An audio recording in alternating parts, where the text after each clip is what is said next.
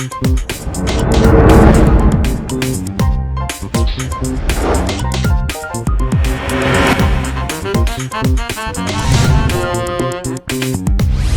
este segundo segmento vamos a presentar al ingeniero geólogo Rodrigo Arrocha, que nos va a desarrollar el tema de cómo ha influenciado la geología en la apertura del Canal de Panamá y cómo se mantiene la geología durante el funcionamiento actual del Canal de Panamá y sus transformaciones. Con ustedes, el ingeniero geólogo Rodrigo Arrocha. Muchas gracias. Para mí es un honor estar aquí y pues compartir con ustedes el tema tan interesante que es sobre la geología, sobre todo su importancia e influencia en el canal y en el país. Entonces, si hablamos un poquito sobre la importancia de la geología y el canal, pues obviamente estamos hablando sobre la forma, ¿no? La forma que tiene el país es consecuencia de infinidades de eventos geológicos que ha formado que el país tenga una forma de S y tenga una anchura bastante pequeña, ¿no? Entonces, ese pequeño detalle de anchura y de forma, pues ha sido de gran interés para todas las personas de grandes civilizaciones desde la época de los españoles. Entonces, esa pequeña consecuencia de muchos eventos geológicos que estamos hablando sobre choque de placas, transformación de fallas y levantamiento de volcanes. O sea, Panamá en sí tuvo un pasado bastante violento a comparación con lo vemos hoy en día, que tenemos muy pocos sismos, y casi no hemos visto en más de 300 años, no hemos visto una erupción volcánica. Entonces, eso contrasta con su pasado violento que tenemos y es ahí la importancia, porque la mezcla de todos estos eventos han llevado a una gran mezcla de diferentes materiales blandos, materiales duros, que para un ingeniero a la hora de poder hacer los taludes o abrir el canal, tiene que tener mucho en cuenta dónde están esos materiales y cuál es la influencia, la geometría de esos materiales para poder así hacer un corte de taludes que vaya a ser de la mejor manera posible para no tener deslizamientos. Entonces, es ahí la importancia de la geología, conocerla, cómo vas a trabajarla, es ahí la importancia. Ahora, si hablamos un poquito sobre su evolución del canal desde los inicios, cómo fue la visión para abrir el canal donde está actualmente, pues es consecuencia de la geología también. Si bien vemos el canal donde pasa, es un valle, entonces se contrasta con las grandes cordilleras que traen desde América Central y la otra que viene desde el Darién. Entonces, ese contraste de tierras altas, valles, es consecuencia de todos los eventos que hemos visto. Entonces, ¿qué pasa desde la evolución? Si nos podemos ver, en los años del inicio, los franceses al principio querían hacer un canal a nivel. Y eso para la época, Ferdinand Lesseps, como tenía gran reconocimiento por la construcción del canal de Suez, pensaba que iba a ser el comportamiento y el mecanismo de la apertura iba a ser la misma, pero es ahí donde entra lo bonito, lo retador y lo maravilloso de la geología, porque no es igual en todos los sitios. Entonces, viniendo con esa mentalidad de que todos los sitios son iguales, pues ya sabemos que sufrieron grandes pérdidas de vidas por deslizamientos, enfermedades, que obviamente al venir de Francia, de Europa, no venían acostumbrados al clima tan caluroso que teníamos y simplemente no pudieron terminar la obra que posteriormente los estadounidenses terminaron. Entonces ahí es donde entra la influencia y la evolución de por qué es tan importante conocer la geología a la hora de construir, ¿no? Entonces, y también ahí es donde entran también los beneficios, porque si tú tienes, por ejemplo, conocimiento de dónde están los lugares más sensibles o los más sensibles y que tengan una tendencia a tener mayores deslizamientos son las áreas que tú puedes tener como zonas rojas y puedes sectorizar las áreas. Entonces el beneficio sería saber dónde debo yo construir mejor o tener una mayor mantenimiento, una mayor vigilancia. Y aparte de eso, los beneficios, si hablamos también de lo que es recursos, tenemos recursos subterráneos como son las aguas subterráneas, recursos metálicos, recursos no metálicos, y todos estos, conociendo dónde tú tienes estos diferentes recursos, tú los vas a poder aprovechar de una manera eficiente, de una manera sustentable, sin llegar a un punto de no retorno. Pero bien, los beneficios en sí traen a la larga grandes conocimientos, como por ejemplo, al principio de la construcción del canal nosotros no sabíamos mucho sobre la mecánica de suelos ni la mecánica de rocas, que posteriormente a la apertura del canal, al año siguiente de 1914-1915 tenemos un gran deslizamiento que obstruyó completamente la vía, lo cual se ve influenciado por el desconocimiento de la geología en el área. Posteriormente, es como llegar a tener una montaña, cortarle el pie, desestabilizar esa montaña y dejar que con el mismo tiempo esa montaña se estabilice. Es particularmente lo que sucedió en la apertura del canal. Por eso que al inicio de la apertura del canal hubo muchísimos deslizamientos hasta en 1968, donde los militares de Estados Unidos pusieron a cargo al geólogo Casagrande e ingeniero, que luego en 1968 el doctor Casagrandes implementó el control de derrumbes para así poder mitigar la gran cantidad de deslizamientos que teníamos, y de ahí empezamos a ver una gran déficit en deslizamientos. Y posteriormente a eso, con las investigaciones que el mismo doctor Casagrande realizaba, nos dimos cuenta que gran parte, o confirmamos que gran parte de los deslizamientos eran provocados por las obras ingenieriles o por razones antrópicas.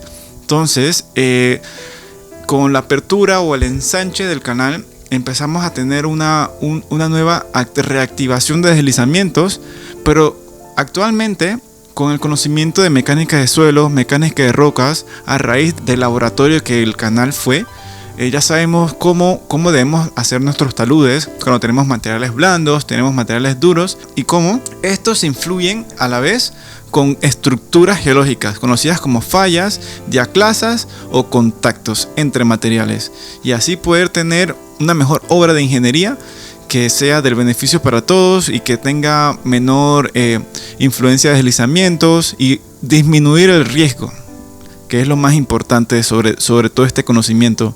Porque si volvemos a hablar sobre grandes eventos que hemos tenido en el canal, pues en el canal hemos tenido eventos que han puesto al límite la resiliencia, como en años pasados tuvimos un gran estrés hídrico, el cual llevó al canal a poner una taza para poder garantizar la disponibilidad del agua. Entonces ya vemos la importancia de estos grandes eventos y cómo poder contrarrestar contra ellos. En el 2010 tuvimos un evento icónico que lo nombramos la Purísima, la cual recibimos en diciembre de 2010 una cantidad enorme de agua que llevó al canal de Panamá a abrir todas sus compuertas de descargas de la presa de Gatún.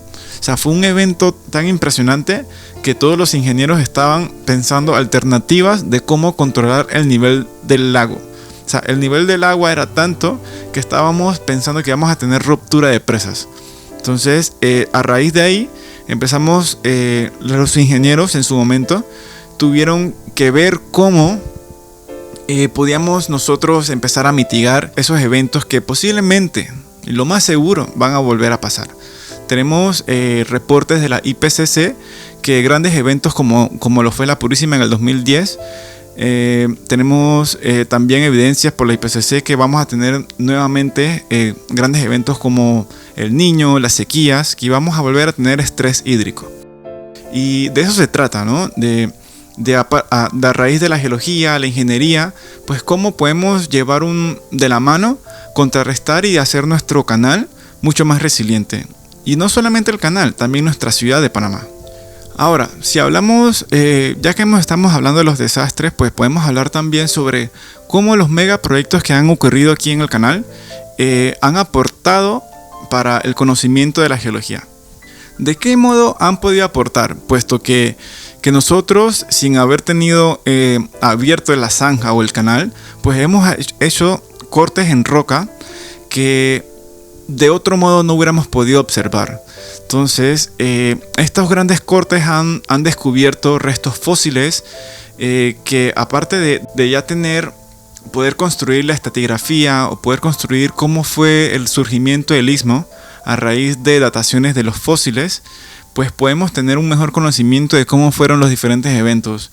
Pues tenemos diferentes formaciones en Panamá, donde tenemos formaciones sedimentarias, que cuando hablamos de formaciones sedimentarias, pues tenemos sedimentos, arenas, arcilla, limos, enterrando restos de animales terrestres o restos de animales marinos. También tenemos bosques que han sido completamente arrasados por simplemente eventos volcánicos, y todo esto ha sido descubierto a raíz de la apertura del canal.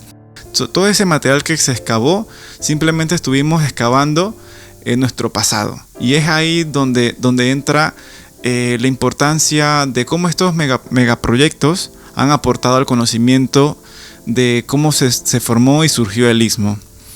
Y bueno, aparte de eso, pues eso también es un gran beneficio, porque así nos nutrimos nosotros con saber cuál es nuestro pasado, y así podemos conocer el pasado, podemos también predecir para el futuro, y de ese modo también podemos pensar cómo podemos hacer nuestro canal mucho más resiliente y nuestras ciudades mucho más resilientes ante eventos naturales que ocurren. Sabemos que es de vital importancia saber esa historia.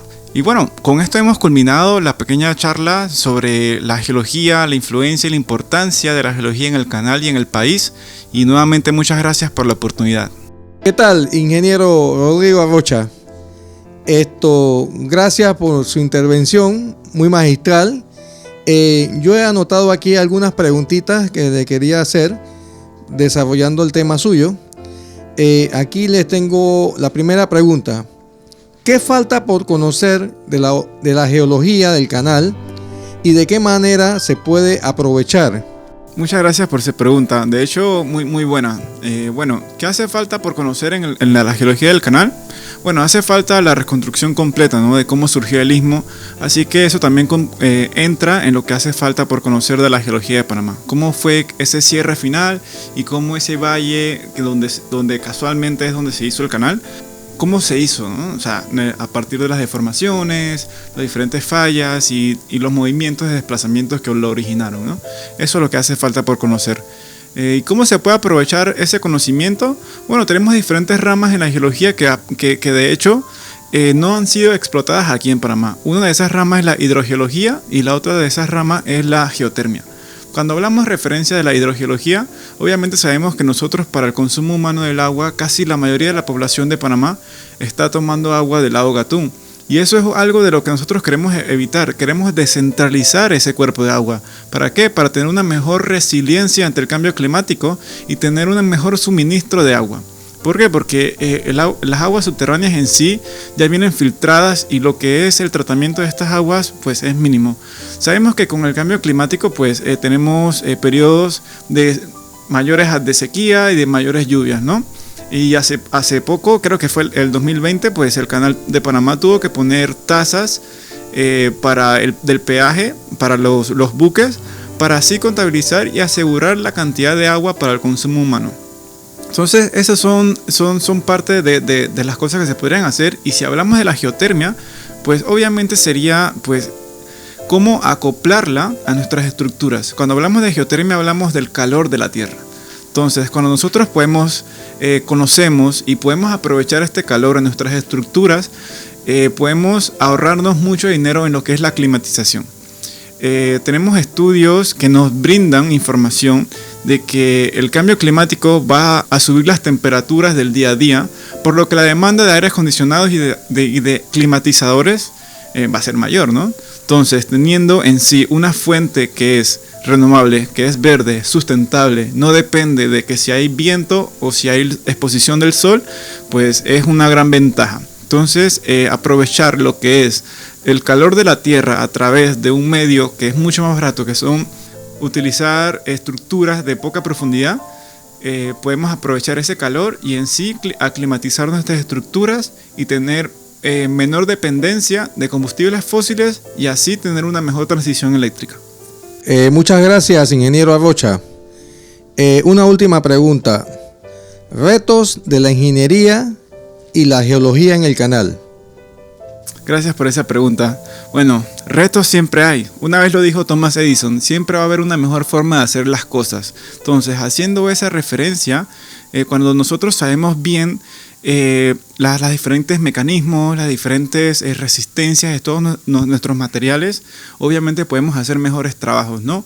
Mucho más resilientes, estructuras más resilientes con el cambio climático.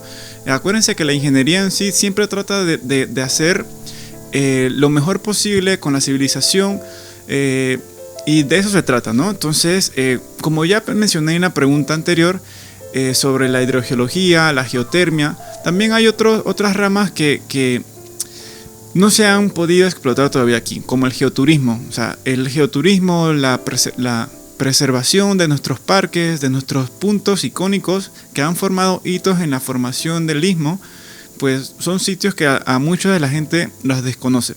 Entonces, eso es un parte de los retos. Pero sobre todo pienso yo que el mayor reto que tenemos nosotros es a nivel del país. Darle ese valor o de que en la geología no solamente es la extracción, sino que la geología puede ayudar para el mejor desarrollo del país. ¿Por qué? Porque la geología te puede apuntar siempre cuál es la mejor manera para tener una extracción sustentable, lo más sustentable posible y sobre todo que sea renovable. Entonces yo pienso que ese es el mayor reto, ¿no? Llegarle a esa población que reconozcan la geología de su país, lo bonito que es y la gran historia que es tanto para nosotros como panameños como para el mundo. Gracias por su atención prestada y feliz Bicentenario, Panamá.